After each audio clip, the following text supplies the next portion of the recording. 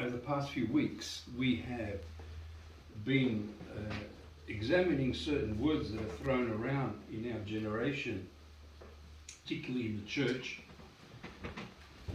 whose meaning has been distorted in various ways and has been lost to many people. We started talking about fear, then we mentioned things like, what was it? Opinion and peace. All these words have been distorted. Today, as I said to you last week, I wanted to pick another word which probably does more damage to Orthodox Christians than in any other word you could pick today. And that word is canonicity, canons.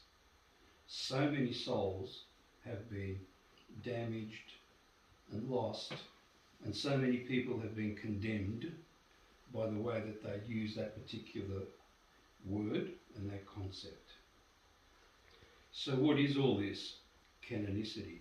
It stems, of course, from the church canons, and therefore you have to understand what they are, because we have the dogmas of the church, which is the teaching that Christ gave us, and these dogmas are not up for any discussion.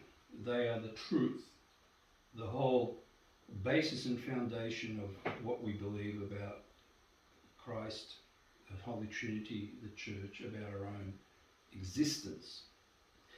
Canons, however, are a sort of a directive every now and then brought in to either fix certain bad behaviour, unnecessary behaviour, and to put some sort of good order into the administrative areas of the church. They are not dogmas, they are not truths as such. Often they are brought in because there's a particular issue from the past and in the present, and once that issue is resolved, that canon can sort of evaporate. There's not really need for it anymore unless that issue again arises. Give you a good example, pretty extreme example, but nevertheless, there is a canon about any clergyman, bishop or whatever, who sleeps in the bed where a Jew has slept is to be deposed. Well, if that was applied today, we'd have no bishops. None. Because they all travel, you know. They stay in hotels, in motels, in people's places. How do they know that a Jew hasn't slept on that bed? Right? So we'd have no bishops today, would we? Of course, that canon was brought in for some particular reason many centuries ago. Some sort of issue arose. And today you would not consider that one of any real consequence for the good order of the church today. In the West, in the late 1970s, early 1980s, a group of bishops got together in the USA and started, without any real authority from anywhere, a group called SCORBA. I think it stands for Society Cannonical Bishops of America or something. And this group took upon themselves to be the arbitrators of church canons, to be the ones that say, you are canonical, you are not. You are wrong, you are okay. Where they got this idea from was really just a buddy-buddy type of thing, and mainly to do with politics, because in the West, because of all the jurisdictions that exist in a country, there can be chaos on who to commemorate or who to go with. So by doing this, they thought that they could sort out the jurisdictional situation and arbitrate which jurisdiction is right or canonical and which one is not. Where they got this authority from, of course, is nowhere. They just came together, you could say like Illuminati group almost, just to have this sort of power for themselves. And because they had big jurisdictions, they were able to convince the flock, most of the flock also, to whatever decision they make.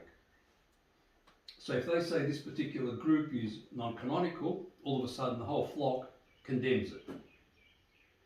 And the people in that group, who may be quite legitimate and quite okay, are forced into some sort of catacomb life because everybody is persecuting them.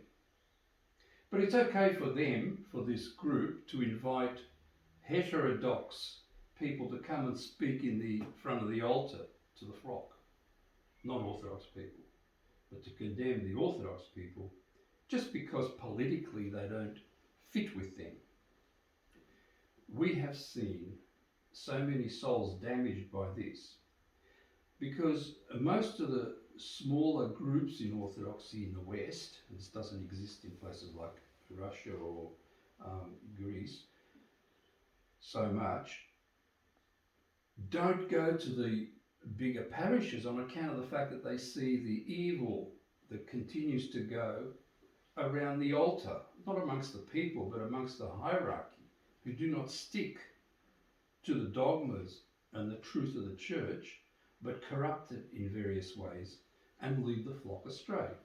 It doesn't take very much knowledge about church dogma to find out that they are doing rotten things.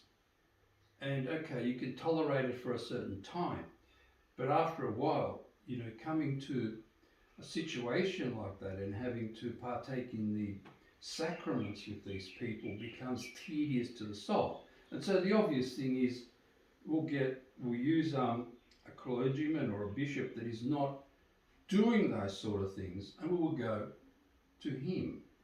We will partake of the sacraments with them. Not that this person has cut themselves off in any way, but what they've done is simply moved away from the evil, maybe temporarily, maybe for a long time, in order to preserve the church teachings and precepts that have been set over the centuries. There's nothing wrong with that. It is not a schism. It is not a starting of some sort of new organisation or something like that.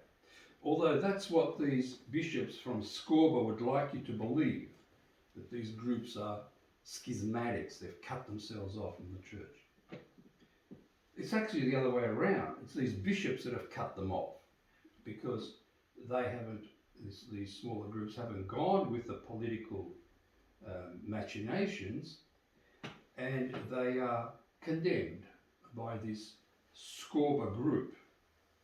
And believe it or not, they issue on a regular basis lists of jurisdictions which are supposedly canonical and those which are not canonical. Oh, very strange, because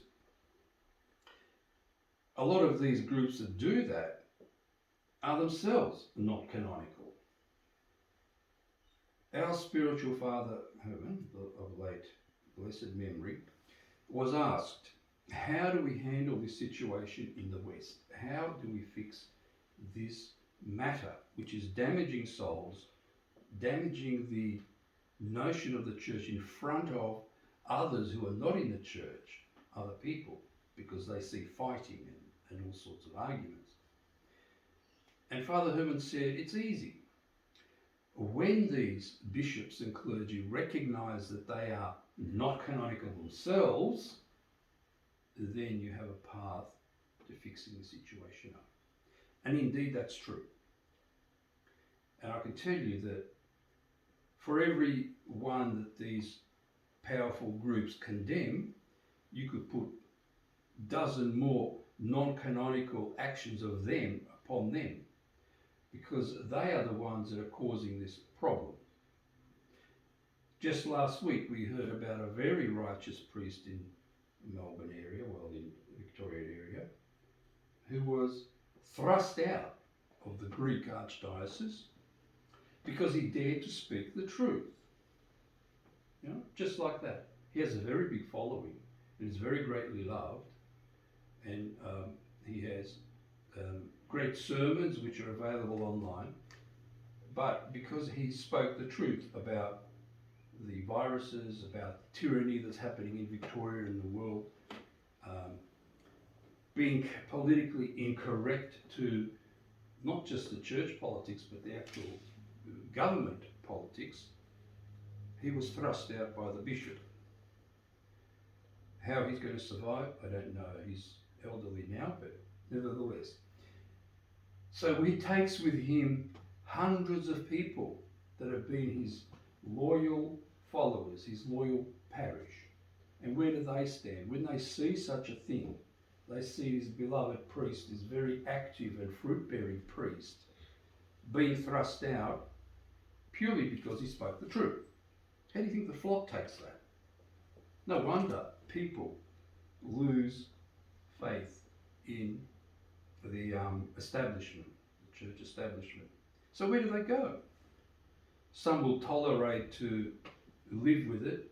Others will find someone that does not involve themselves with those sort of political machinations, with using the canon so indiscriminately and unrightly, and will find some sort of peace with those who just want to partake of the precepts of the church, of the sacraments, and live a spiritual life unto their salvation of their souls.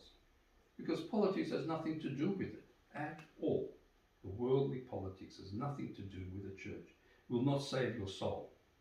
What you need to be concentrating on is walking 24/7 in a state of repentance, realizing how far we stand away from Christ's likeness, Christ's righteousness, and how we should be working to fix up our soul and not get involved in worldly politics. Christ gave a very good example of that himself when he stood before Pilate and was questioned about his political affiliations, and he gave no answer. And when he was asked, "Are you a king?" he said, "Yes, but my kingdom is not of this world. It's based on truth, that is, on the dogmas and the precepts of the knowledge of right belief." And when Pilate heard this, he said, "What is truth?" and walked out.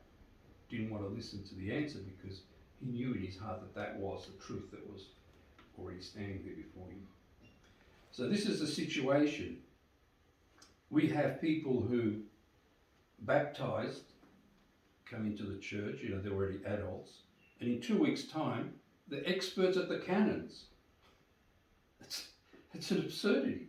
They think they can distinguish between what right and wrong because somebody has whispered something in their ear, slandered somebody else, and all of a sudden these snotty, excuse the expression, snotty-nosed new converts are able to start dictating the rightness or wrongness in church works, in church administration. It's an absurd thing. We have seen that often, and these people often end up in a bad state. They start going from one place to another, to another, to another, and in the end, they leave the church completely. And we've seen even clergy do that. Even clergy have done that. They've come to Orthodoxy, great zeal, started to look at the wrong aspects. Instead of spiritual life, started to look at politics, then went to another group, then another group, left the church altogether, and then went into some heterodox group, and eventually just left even that completely. Those who start that, who initiate those sorts of things, and start calling others non-canonical and illegitimate, or something to that, are going to have a lot to answer for, because there are many souls that have been crippled because of their action. Many souls. And it shows that they have no spiritual life when they do that, because they would not do that. They would not cast such judgments upon others without really understanding their own perilous situation that they live in. And it is really perilous because they don't have that life that is supposed to guide a person to Christ's likeness, but rather they want to have political power, be it in the world or under the church banner. Power. That's what that Scorba group is all about. It's all about power. You know, the bishops want to have authority that they can stamp and tell somebody what to do, where to go, and what's right and what's not, without ever telling them anything fruitful for the benefit of their soul. Be very careful when you meet this word canonicity or canons in your life, because you will hear about it from all sorts of areas.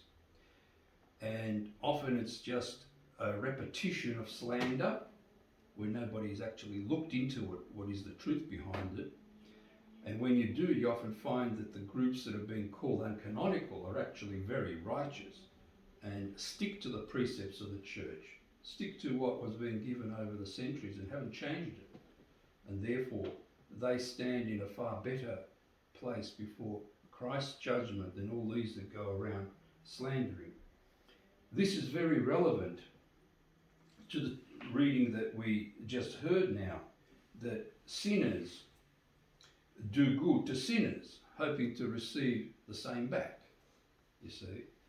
But if they go and attack somebody righteous, it's because of their own inadequacies, their own jealousy, their own envy, their own fruitlessness, their fruitlessness before Christ. They've done nothing good, so I'll start to become a politician in the church. I'll start condemning other groups, and hopefully this will give me some sort of status before others. Not just within the church, but even within the secular field. You'll see this again and again and again. So many times you see a Orthodox feast day service, and lo and behold, there, right in the altar, are non-Orthodox politicians from the political scene, from the various parties. What are they doing there? We don't need them. Look at all the saints we've got. What? We bring in these people that may even be unbelievers, and often are, and certainly wrong believers at that. So it's certainly in the West, it's a mess, and I hate to talk about it, but you have to be aware of that, because it can damage your soul if you listen to these slanders and these whispers of any kind. And believe me, they will hit you, particularly if you're new in the church and haven't had the opportunity to grow in Christ yet. It's very easy to be knocked off the righteous path. God help us with these things, with understanding that the way to cure this canonicity dysfunction is for everybody to realise they are non-canonical. And indeed they are. We do not follow all the canons, and in many respects probably we cannot. But they are not dogmas. They are not dogmas. They do not change our understanding of the belief of how salvation comes about and how we are supposed to gear our lives to live in the church and obtain that providence of salvation which is being given to us. God help us in this great task, and it's something that every Orthodox Christian has to be very much aware of, particularly in the West. Particularly in the West.